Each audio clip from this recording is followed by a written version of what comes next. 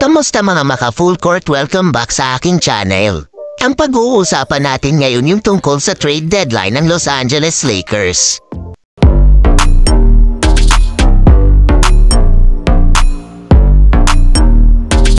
Ang Los Angeles Lakers ay tumungo sa trade deadline sa season na ito sa parehong paraan tulad ng ginawa nila noong nakaraan. Hindi maganda ang pagganap ng mga inaasahan sa napakalaking antas na maaaring kailanganin ng major reshuffling. Ang pinakamalaking pinsala sa kanilang kasalukuyang tagumpay ay isang malfunctioning, space-constricted offense na kabilang sa 10 pinakamasama sa liga. Hindi sila makapag-shoot, walang sapat na pagbabanda sa kanilang backcourt at may pangkalahatang pangangailangan para sa mas pare-parehong pag-score ng suporta. Iyon ang dahilan kung bakit madalas nilang natagpuan ang kanilang sarili na nakalink sa mga namumunang producer ng punto sa merkado. Ang isang deal para kay Zach LaVine ay tila wala sa talahanayan, ngunit ang kanyang kakampi, si DeMar DeRozan, ay maaaring maging isang posibleng target. At habang ang mga pag-uusap sa kalakalan sa paligid ng DeJounte Murray ay naiulat na at natigil, ayon sa The Athletic's Jovan Buha, sila ay inaasahang babalik ng mas malapit sa deadline. Tila nakakakuha si Murray, ngunit marahil kung bukas ang LA na isuko si Austin Reeves.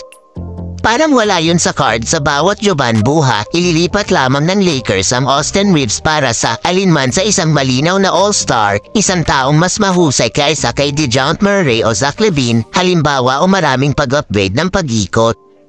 Huwag hanapin ng Lakers upang makakuha ng isang bituin. Wala silang sapat na asset para makakuha ng isa at lalo na kung wala sa table si Austin Reeves. Sa halip, hanapin ang LA na magtatapos sa paggawa ng isang bagay na katulad noong nakarang season kapag maraming trade ang nagbalik ng ilang karagdagan sa pag-ikot kabilang sina Rui Hachimura, D'Angelo Russell at Jared Vanderbilt. Sino ang maaaring pumunta sa Hollywood sa oras na ito? Masyado pang maaga para sabihin ng tiyak, ngunit binanggit ni Jovan Buha si Bruce Brown na hindi na dapat siya kasama dahil sa kasama siya sa package ng Indiana Pacers para makuha si Pascal Siakam, kaya maaaring hindi na makukuha ng Lakers si Bruce Brown. Ang pwedeng kunin ng Los Angeles Lakers sila: Jerami Grant, Terry Rozier, Gary Trent Jr., Dorian Finney-Smith at Royce O'Neal bilang posibleng mga target. Karamihan ay tutulong na matugunan ang kakulangan sa pag-shoot ng club at ang ilan ay magpapahusay sa kanilang perimeter defense, off the dribble attacking at shot creation.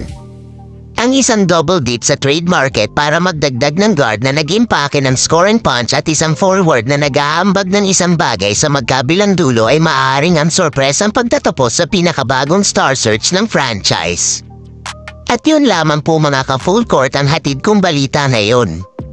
At kung nagustuhan nyo yung aking video, mag-subscribe na lang po kayo or like at para updated po kayo sa mga bagong kong video.